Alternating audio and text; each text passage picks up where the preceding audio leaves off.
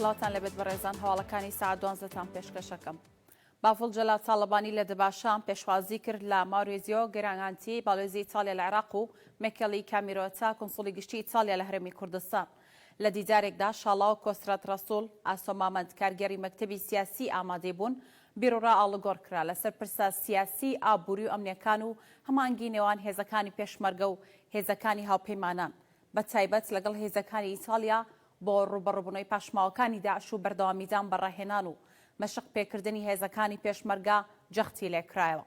لای خۆشیەوە بافڵ جەلات تاڵەبانی سوپاسگوزاری حکوومەت و گەلی ئیتالیا کرد کە هاوکار و پشتیوانی هەرێم بوون و ڕۆڵی گرنگیان بینیوە لە هاوکاریکردنی هێزی پێشمەرگە و داواشی کرد لەو ڕۆوە بەردەوام بن.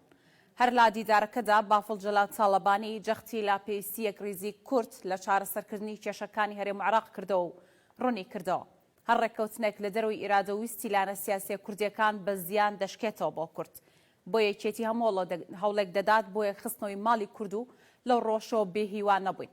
لە کۆتاییشدا بافڵ جەلات تاڵەبانی هەموو کاراسانی و هاوکارێکی دەربڕی بۆ ڕەخساندنی زەمینەی لەبار بۆ سەرمایەدارانی ئیتالیا تا لە هەرێم سەرمایەگوزاری بکەن و داواشی لە حکوومەتی ئیتالیا کرد لەمڕۆوە هاوکاری هەرێمی کوردستان بکەن.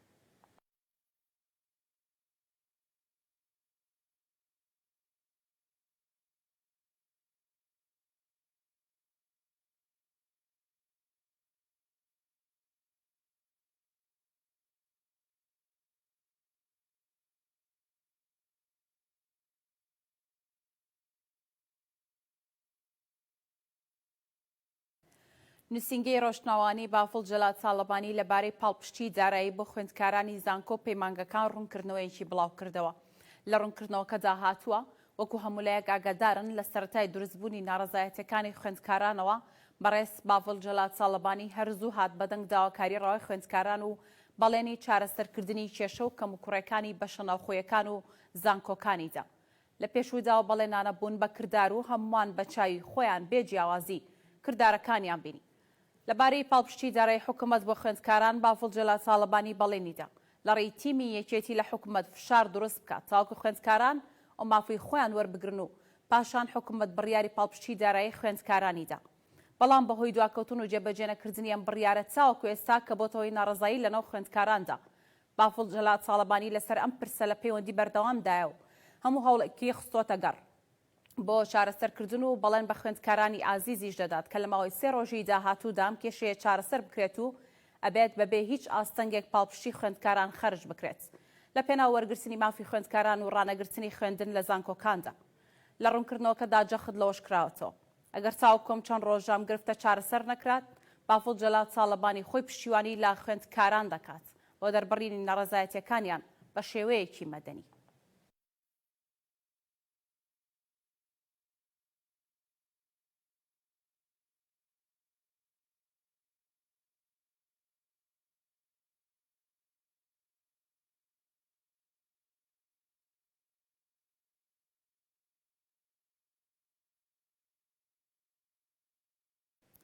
وەزارەتی خوێندنی باڵا و توێژینەوەی زانستی ڕایگەیاند لەمڕۆوە دەست بە دابەشکردنی پاڵپشتی دارایی خوێندکارانی زانکۆ پەیمانگەکان دەکرێت.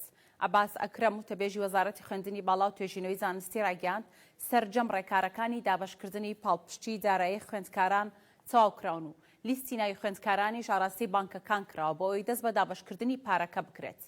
هاوکات سەرچاوەیەکیش لە زانکۆی سلێمانی ڕایگەیاند لە ئێستادا ژمێریارەکان ئامادەکاری دەکەن بۆی بەزووترین کات پاڵپشتی دارایی خوێندکاران دابەش بکەن. لە ماوەی ڕابردوودا چەند جارێک بافڵ جەلات تاڵەبانی لەگەڵ خوێندکارانی ناڕازی زانکۆ پەیمانگەکان کۆبوو بەڵێنیدا کە پێداویستی بەشە ناوخۆیەکانیان بۆ چارەسەر بکات و لە ڕێگەی تیمی یەکێتی لە حکوومەتیش هەوڵ دەدات پاڵپشتی دارایی خوێندکاران بگەڕێنێتەوە.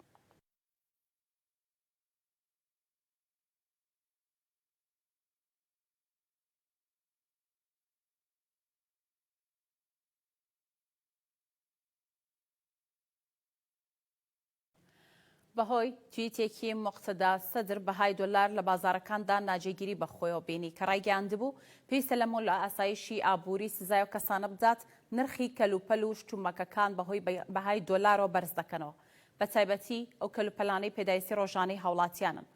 فرۆشیاران و نووسینگەکانی ئاڵوگۆڕی دراو لە کەرکووک ڕای دەگەێنن ناجێگیری لە نرخی دۆلاردا کاریگەری لەسەر بازارکەرەکان دروست کردووە.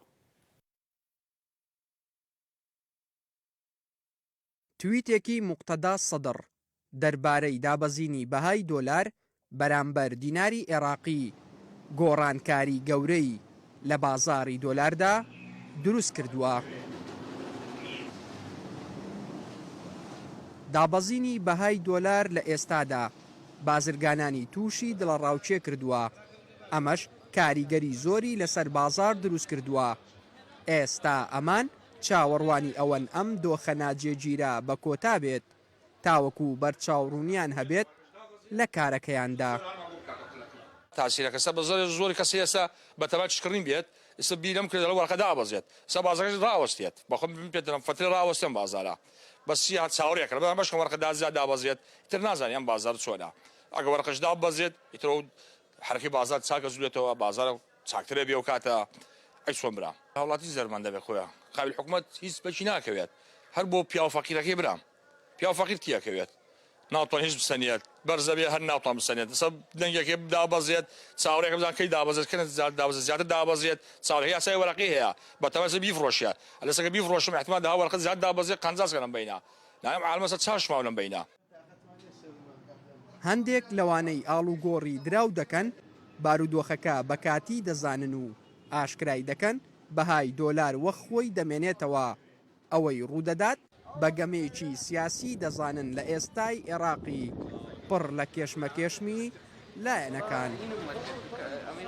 باقی مرکزی دۆنی ئێوارە تەسیعی کاملی دەکە من سعری دۆلار لای ئێمە سابتە بەو سیارە هەتا 4 ساڵی تر بەڵام خەڵکێک هەیە لە ڕاوچی تێکەوت و بازار تێک چووە و چەنەها کۆمپانیا زەرمەند بووە چەنەها خەڵکەیە زەرمەند بووە خەڵکی قستی هاوردۆ بە 150 ئێستا بێتەوە 146 هەم لە صاحب ئاشیا زەرەکە هەم کابرای تر بەڵام لە عێراق شتێکی جێگیر نییە یعنی قانونێ نییە کەوا بڵێ شت ڕابگرێت و کە تەواو ئەمە کەس دەستپاری و شتی خۆی نەدا لەبەرەوەی هیچ شتێکی وانەیەکەوە تاینێت چکە بۆ عێراق هەتا ئێستا قەرزارە هەتا ئێستا شتێک زۆر لەسەر هەیە نەماوە ینی بەچی پارە دە بەیانی وەرەقە بگە 120 یعنی ڕاتبی بۆ نادرێت شتی بۆ ناکرێت ئەم شتانە هەمووی مستەشاری قانونی هەیە لە ئێمە دیرەکتر هەیە لە ئێمە بە قوتر هەیە یعنی ئەمە دەوڵەتە یاسای هەیە قانونی هێشتی هەیە نابێ هەر کەسێک قسەیەکی کرد و خەڵکی پەلاماردا خەڵکی چاوەڕوان کات بزانە ئایا مصادقە ئەم قەرارەت چۆنە بێت و ئەوە دابەزینیش بێ و تەدریجی بێ نەگاوە.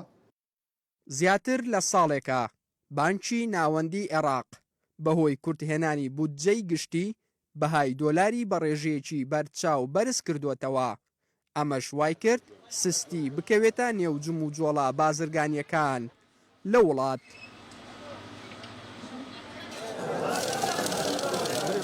شارەزایانی ئابووریش دەنگۆی دابەزینی بەهای دۆلار لە ئێستادا بەگەمە و مەرامی لایەنێکی سیاسی دەزانن. شاڵاو عومەر کەناڵی کەرکووک. ئەمڕۆ بەهای دۆلاری ئەمریکی بەرامبەر بە دیناری عراقی دابەزینی بەخۆیەوە بینی. سەرلەبانی ئەمڕۆ لە کاتی کردنەوەی بۆرسە سەرەکیەکانی عراقدا بەهای دۆلاری ئەمریکی بەرامبەر بە دیناری عراقی دابەزینێکی بەخۆ بینی. بە شێوەیەک لە بەغدای پایتەخت نرخی 100 دۆلاری ئەمریکی بەرامبەر بە 145,400 دیناری عراقیە. لە کاتێکدا دوێنێ هەر 100 دۆلارێکی ئەمریکی بەرامبەر بە 146,500 دیناری عراقی بوو. هاوکات لە بازارەکانی هەرێمی کوردستانیشدا بە هەمان شێوە گۆڕانکاری لە بەهای دۆلاردا ڕوویدا. لە بۆرسەی هەولێری پایتەختدا نرخی هەر 100 دۆلارێکی ئەمریکی 145,800 دیناری عراقی بووە. چەند ڕۆژێک کە ناجێگیری بەهای دۆلار سستی لە بازارەکاندا دروست کردووە و دڵە ڕاوکێشی لای هاوڵاتیان دروست کردووە.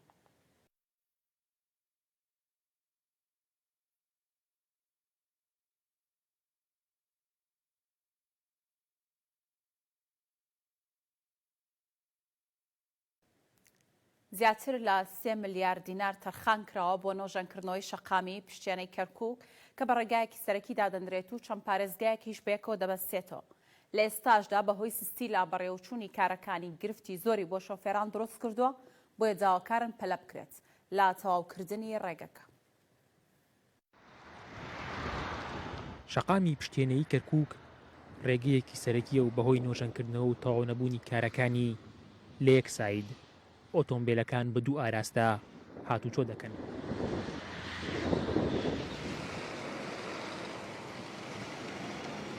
شەقامی پشتێنەی کەرکووک کە شاری هەولێر و سلێمانی بەیەکەوە گرێ ئەدات لەسەر بودجەی پەرەپێدانی هەرێمەکان نوێژەن دەکرێتەوە. زیاتر لە مانگێکە کاری نوێژەنکردنەوە دەستی پێکردووە، بەڵام تا ئێستا تەواو نەکراوە. شۆفێرانیش گلەیی دەکەن ئاخۆ هۆکاری تەواو نەکردنەکەی چییە؟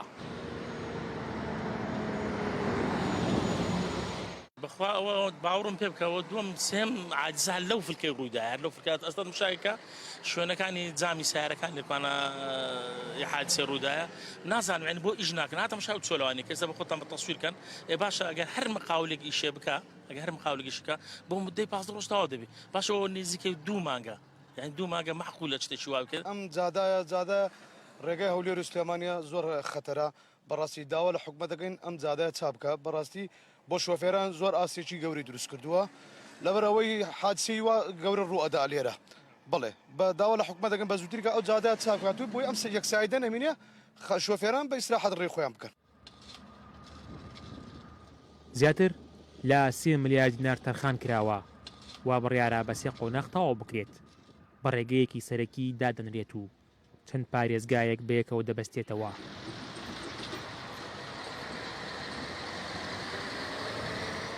خراپە زۆر گرفتی زۆرمان بۆ دروستەکە ئیزدی حامە و سیارەی بشوگێتە بەردەمان لە کاتی قەرەباڵغیاویجا هەنێکی لە سایەخەکان تەحمولیان نییە پەلەیانە گرفتی زۆر بۆ ئێمە دروست کردووە. یعنی ئەزان ئەم ڕێگەیە خەتی هەولێر و سلێمانیە خەتی زۆر ئیستراتیزیە بەڕاستی هەموو ڕۆژە ئەیبینە حادسەی سیارە ئەبێ ئەلێرە و حەزەکەن لە محافزەی کەرکووک پەلە بیکەم وەکو ئەم شتانە دەبێ بەرنامەی تایبەت دابنن بۆ پەلەکردنی ئەم مەشروعە.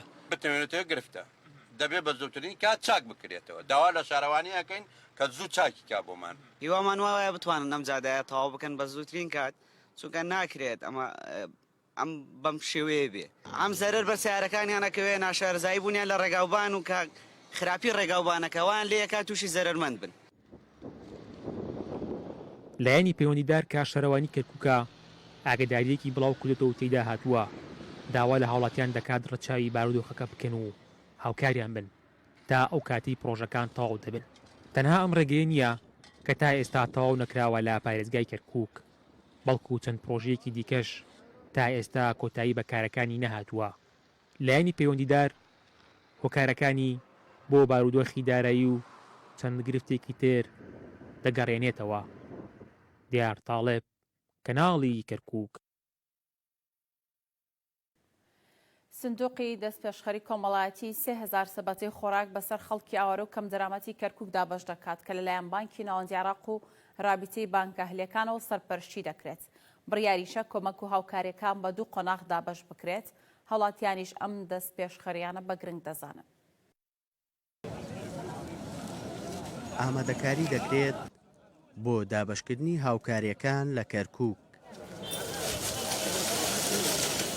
ئەمانە لەلایەن سندوقی دەستپێشخەری کۆمەڵایەتی و بانکی ناوەندی عێراق و رابطەی بانکە ئەهلیەکانەوە دابین کراون.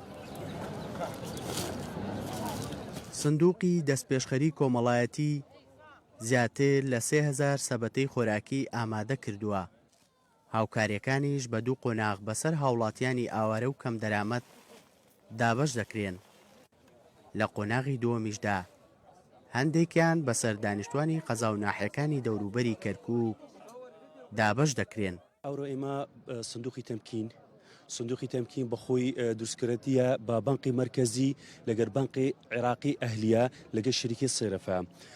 ئەوڕۆ ما تەوزیع دەکەن لە کەرکووک بەخۆی حسەی کەرکووک 3000 حسە ئەوڕۆ لە ناو کەرکووک 1500 تەوزیعی دەکەن 1500 دی تەوزیعی دەکەن لە دەوری گوندەکانی و شارەی ئەوی عیدی کەرکووکە.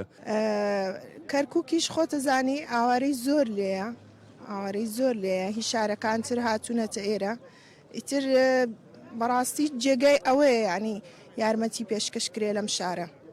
بوونی ئەم دەستپێشخەری و هاوکاریانە بەلای هاوڵاتیان و ئەو خێزانانەی کە ئاوارەن و نیشتەجێی کەرکووکن بە گرنگ دەزانرێت. ئەوان دەڵێن دەبێت حکوومەت ڕۆڵی سەرەکی هەبێت لە باشترکردنی ژیان و گوزەرانیان و بە تایبەت گەڕانەوەیان بۆ شوێنەکانی خۆیان. ئێمە هاتوونە بێوەژن و فەقیر و نەخۆش و هەمووی هاتوونە ئەمە مساعدە ئەکەن بەتانیە مەوادە مەوەد غذائیە ئەیدان دەستیان خۆش بێ. والله جاي من الحويجة منطقة تعبانة. من لە قەزای حەویجەوە هاتووم بۆ وەرگرتنی ئەم هاوکاریانەی کە لێرە ئامادەکراون. ئەرکی حکوومەتەکەوە بار و گۆزەرانی هاوڵاتیەکانی باشتر بکات و ژیانیان بەرەو پێشەوە ببات. بەڵام لەم وڵاتە حکوومەت بوونی نییە. سوپاسی خێرخوازان و بانکە ئەهلیەکان دەکەین بۆم دەست پێشخەری و هاوکاریانە. نشكر المنظمات الدولية على هاي. نشكرهم مساعدات للناس. بەهۆی خراپی دۆخی ئەمنی ناوچەکانیان لە ڕابردوودا زیاتر لە هەزاران خێزانی ناوچە جیاجەکانی ناوەڕاست و خواروی عێراق ئاوارەی پارێزگای کەرکووک بوون. نزیکەی 90,582 ئاوارەیە. بە ئەرکی حکوومەتیش دەزانرێت بارودۆخی ناوچەکانیان ئارام بکاتەوە تاوەکو بگەڕێنەوە زێدی خۆیان. زانانە باز کەناڵی کەرکووک.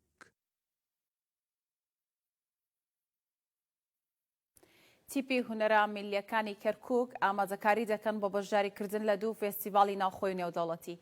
تیپەکە بە چابلۆی هەڵپەرکەی شوان ماوەی 2 مانگە ئامادەکاری و پرۆڤە دەکەن تاوەکو بە شێوەیەکی باش بەشداری فێستیڤاڵەکانی قەزای کفری و وڵاتی ئیمارات بکەن و نمایشێکی شایستە پێشکەش بکەن و بە ئەنجامی باشەوە بگەڕێنەوە بۆ کەرکووک.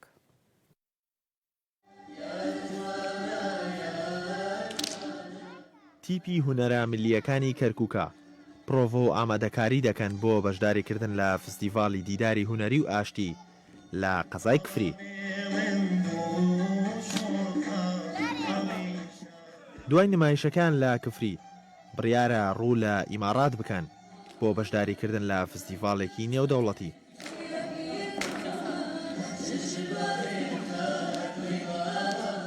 تیپەکە بە تابلۆی هەڵپەرکەی شوان بەشداری لە فستیڤاڵەکە دەکەن و بەڕێوبەرەکەشیان مەبەستی نمایشەکەیان دەخاتە ڕوو.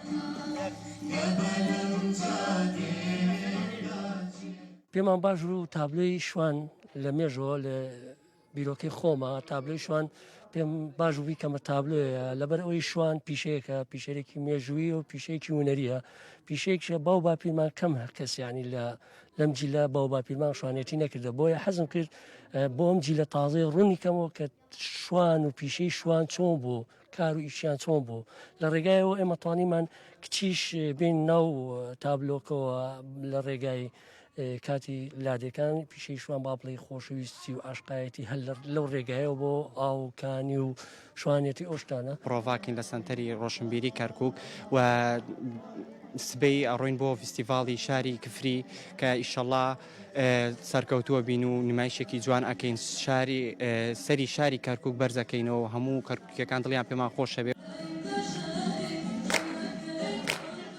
گروپەکە لە 12 ئەندام پێک دێن و 6یان کچن و سەرڕای ئەو ئاستەنگیانەی دێتە پێشیان بەڵام ئەمان توانیویانە بەردەوامی بە هونەرەکان بدەن و ڕۆژ بە ڕۆژ پرە بە توانەکانیان بدەن.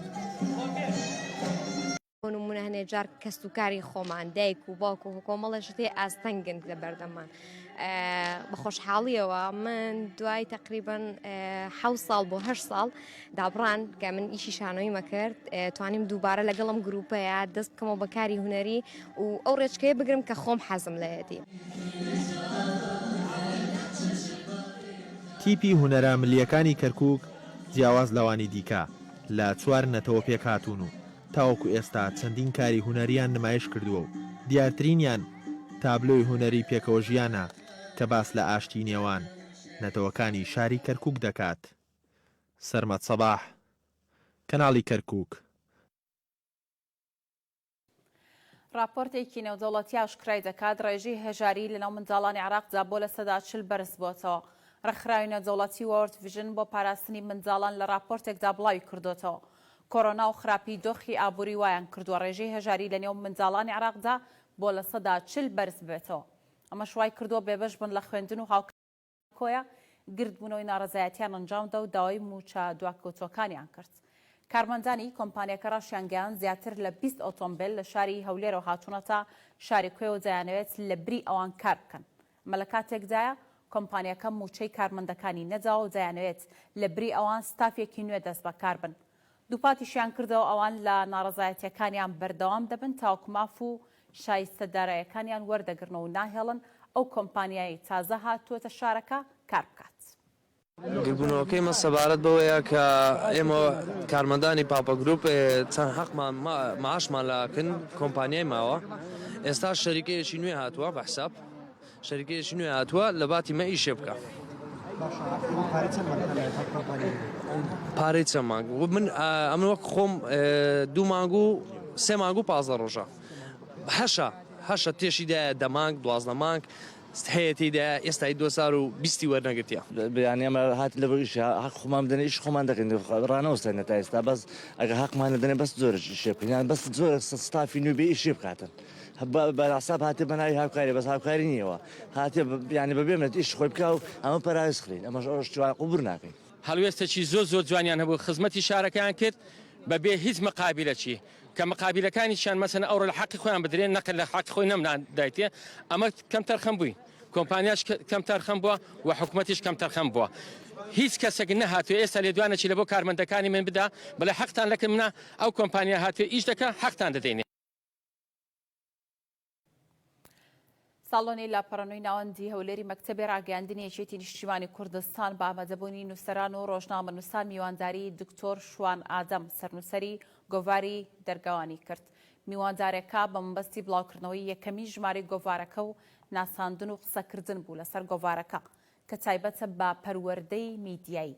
دەرگاوان گۆڤارێکی وەرزی تایبەتمەندە بە پەروەردەی میدیایی لە هەرێمی کوردستان ئامانجی ڕێکخستنەوەی پیشەیانە و یاسایانەی ناوەڕۆکی ڕاگەیاندن و ڕۆژنامەگەری کوردیە لە ڕێگەی بڵاوکردنەوەی ڕێنمایی و هۆشیاری میدیایی و خوێندن و پەروەردەی میدیایی. دەرگاوان گۆڤارێکی وەرزی تایبەتمەندە بە پەروەردەی میدیایی کە وا دەزانم یەکەمین گۆڤار بێ لە مێژوو ڕۆژنامەگەری کوردیدا فۆکەس بکاتە سەر بابەتێکی دیاریکراو ئەویش بە ئامانجی باش پەروەردەکردنی نەوەی نوێ ڕۆژنامەوانان و چاودێریکردن و ڕێکخستنی ئەو بەرەمانەی کە لە میدیای کوردیەوە هەم بەرهەمێنرێ هەم بەکارێنرێ. دەرگاوان ئەگەر لە ناوەکەی ئەو دەست پێکەین کە زۆرجار پرسیارێکرێ بۆچی ناوی دەرگاوان هەڵبژێراوان دەرگاوان لە عەرەبیە پێی دەوترێ حارس البەوابە لە ئینگلیزیا پێڵەن گەیتکیپە مەبەجلەی ئەو کەسەیە یا ئەو فلتەرەیە کە ڕێگادا یا ڕێگا ئەگرێ لە چاپ و پەخش و بڵاوبوونەوەی ئەو بەرهەمانی کە لە میدیاکانەوە دەرەچن چ بە شێوەی نووسرا و چ بە شێوەی بیسترا و چ بە شێوەی بینراو. هەواڵەکانم پێشکەشکردن خواتان لەگەڵ.